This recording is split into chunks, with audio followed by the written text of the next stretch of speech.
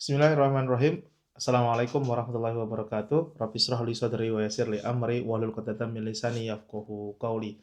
Allahumma shalli wa sallim ala sayyidina Muhammadin wa ala alihi wa sahbihi wa sallim amma ba'du.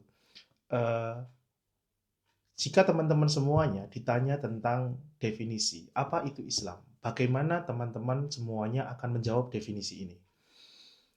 Sebagai misal saya kasih contoh, di salah satu kota Eropa, saya pernah mendapatkan cerita ada sebuah daerah di mana daerah itu dikuasai oleh gangster. Nah, gangsternya ini ternyata punya background Muslim. Dia, la haula wala quwata illa billah, itu menjual banyak hal-hal yang diharamkan oleh Islam itu sendiri. Minum-minuman keras, judi, zina. Tapi uniknya ketika bulan Ramadan tiba, penjualan semua ini drop. Kenapa? Karena si gangster ini masih berkeyakinan bahwasanya mereka harus menghormati bulan Ramadan.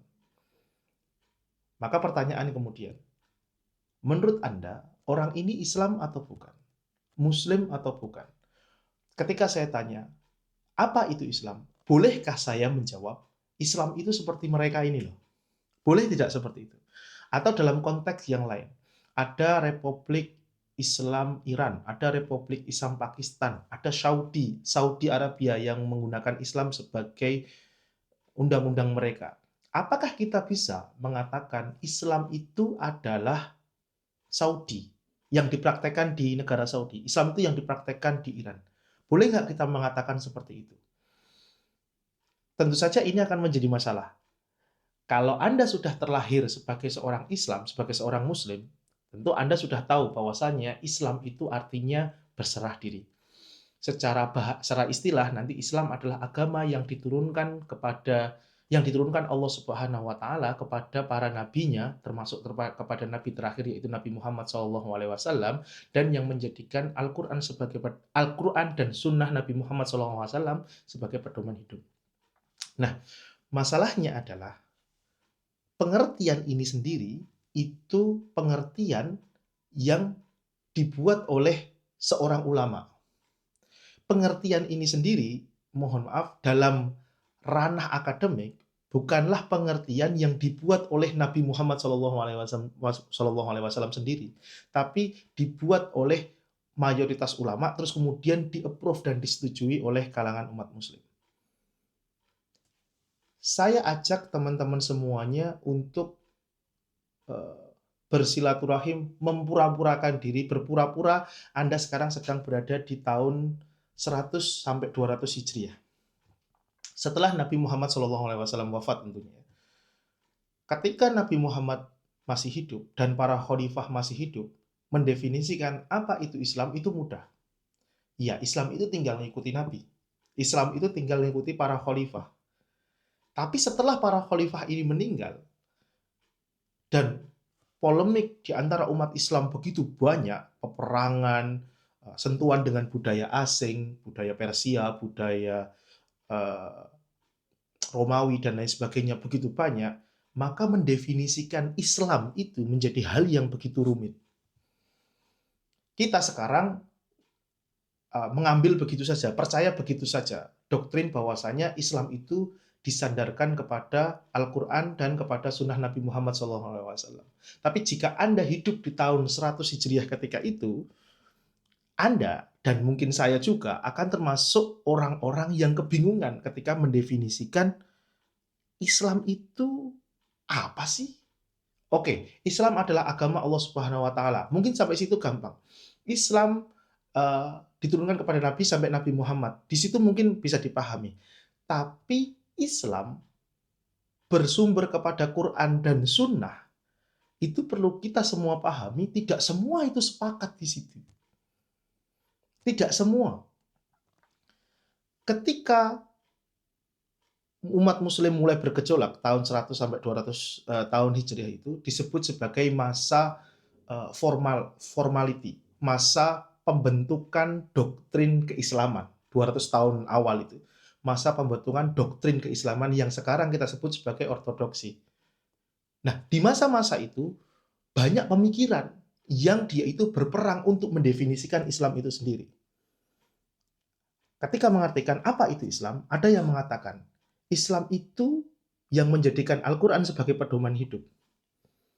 Contohnya adalah orang-orang Khawarij. Orang-orang Khawarij itu mengatakan Islam itu adalah Al-Quran. Terus sunnah Nabi Muhammad di mana? Sunnah Nabi Muhammad Nabi Muhammad diyakini hanya sebagai mujtahid pertama yang menafsirkan Al-Quran. Jadi tidak harus posisinya boleh diikuti, tapi tidak harus untuk terus kemudian diikuti. Maka ada cerita orang Khawarij yang terus kemudian menuduh Nabi untuk tidak adil itu. Di zaman modern, pemikiran Al-Quran sebagai sumber satu-satunya itu dikenal di kelompok Qur'aniyun. Dan itu eksis zaman sekarang. Hanya menjadikan Quran sebagai pedoman. Indonesia adalah beberapa orang yang punya metode seperti ini, cara berpikir seperti ini. Lalu kemudian ada kelompok lain yang mencoba mendefinisikan Islam dengan mengatakan Islam itu yang pertama Quran. Yang kedua itu adalah akal. Karena Islam nggak mungkin bertentangan dengan akal. Kelompok ini dipegang oleh Mu'tazilah dan pernah mendapatkan kekuatan yang sangat hebat karena ketika itu faham ini diadopsi oleh khalifah. Maka Islam yang tersebar ketika itu adalah Islam versi Mu'tazilah. Pertama adalah Quran, yang kedua adalah akal. Yang ketiga, ada kelompok lain, yaitu Islam itu adalah agama yang menjadikan Quran sebagai pedomannya. Dan yang kedua adalah qaulul imam, perkataan imam. Karena logika mereka berpikir, kelompok ini kelompok Syiah ya, kelompok mereka berpikir bahwasanya jika Allah memang mau menjaga agama Islam ini, maka selain menjaga Al-Quran, Allah akan menjaga siapa yang berhak menafsirkan Al-Quran, otoritas tertinggi yang berhak menafsirkan Al-Quran, dan otoritas ini harus maksum sebagaimana Nabi. Tapi karena Nabi sudah di-close bahwa Nabi terakhir adalah Nabi Muhammad, maka berikutnya itu adalah seorang imam, seorang pemimpin. Baik itu dia pemimpin politik, tapi juga pemimpin agama. Dan ini diamini oleh orang-orang Syiah. Maka menurut orang Syiah, imam pertama tentu adalah Nabi Muhammad SAW. Imam kedua yang juga maksum, karena dianggap sebagai penerus langsung dari Nabi Muhammad SAW, itu adalah Imam Ali, terus kemudian Hasan, Husain, dan seterusnya, dan seterusnya. Sampai ya sekarang yang terkenal adalah ada Syiah Isna Asyariyah, Syiah 12, yang mayoritas ada di Iran. Dan saya tentu bukan orang Syiah, tapi jika teman-teman ketika itu hidup di zaman 200 tahun Hijriah ini tadi, mungkin teman-teman juga akan kepikiran, Islam itu yang bagus seperti apa ya? Islam itu yang benar itu seperti apa? Ya harusnya ya ikut otoritas. Harusnya ada imamnya. Mungkin teman-teman akan berpikiran seperti itu. Otoritasnya siapa? Ya, keturunan Nabi Muhammad SAW. Siapa lagi kalau bukan keturunan yang lebih siapa lagi yang tahu Islam lebih baik kalau bukan keturunannya beliau, keluarganya beliau. Logika berpikirnya seperti itu. Lalu kemudian ada kelompok yang keempat, kelompok yang mayoritas ini yang disebut sebagai Ahlus Sunnah wal Jamaah. Dia mengatakan, oke, Al-Quran adalah sumber pertama. Sumber keduanya tapi bukan akal, bukan qaulul imam, tapi melainkan adalah perkataan, perbuatan, persetujuan, perilaku, akhlak, rupa, fisik Nabi Muhammad Sallallahu Alaihi Wasallam yang kita kenal sekarang dengan sebutan sunnah atau hadis atau sunnah.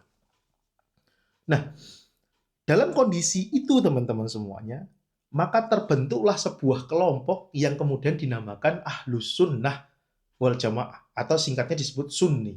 Kenapa? Salah satu sebab disenamakan Ahlus Sunnah atau Sunni itu adalah karena mereka meyakini sunnah Nabi Muhammad sebagai sumber kedua setelah Quran. Makanya namanya bukan Ahlul Quran gitu misalnya. Kalau ada yang bertanya, kenapa kok namanya bukan Ahlul Quran? Kenapa kok namanya bukan Ahlul Qiblah? Kenapa kok namanya bukan apalah? Kenapa kok Ahlus Sunnah? Harus Sunnah. Karena perdebatan yang ada ketika itu adalah perdebatan mengenai posisi sunnah atau perilaku perbuatan Nabi Muhammad SAW itu dalam memahami Islam itu apakah dia punya otoritas atau tidak? Sunnah ini punya otoritas atau tidak? Ada yang bilang enggak, ada yang bilang iya, ada yang Ada yang bilang, ya setengah-setengah seperti imam, seperti Syiah itu kan setengah. Ya dia tetap mengakui sunnah, tapi juga mengakui qaulul imam berikutnya. Kalau Sunni pada umumnya, itu dia mengatakan pertama tentu Quran, dan semuanya sepakat kelompok-kelompok itu tadi. Yang kedua, tentu adalah perilaku Nabi Muhammad SAW itu sendiri. Dan ini dibuktikan dengan begitu banyaknya dalil dalam Al-Quran sendiri ya. In huwa illa wahyu yuha wa ma yantiqu anil hawa dan lain sebagainya. Atiullah wa atiur rasul dan lain sebagainya. Itu kan banyak sekali ayat yang menjelaskan kita diminta untuk mengikuti Quran, tapi juga harus mengikuti perilaku Rasulullah SAW sebagai pedoman. Laqad kana lakum fi Rasulillahi uswatun hasanah, dan banyak lah. Saya nggak perlu menjelaskan di sini. Maka disitulah terbentuk kelompok yang disebut sebagai kelompok Ahlus Sunnah wal Jamaah. Lah wal Jamaahnya apa? Wal Jamaah ini artinya adalah kelompok mayoritas. Kita adalah kelompok yang mayoritas dan tidak akan mengeluarkan orang lain, kelompok lain. Meskipun kita berbeda pendapat, tidak akan mengeluarkan dia dari Islam. Tidak akan mengeluarkan kelompok lain dari Islam meskipun kita berbeda pendapat.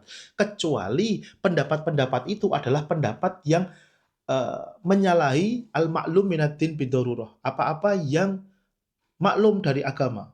Seperti mengakui Nabi Muhammad itu adalah Nabi terakhir. Tentu itu al-ma'lum minaddin bidarurah. Anda tidak beriman dengan itu, maka ya Anda sudah keluar. Dan banyak ya contoh lain sebagainya.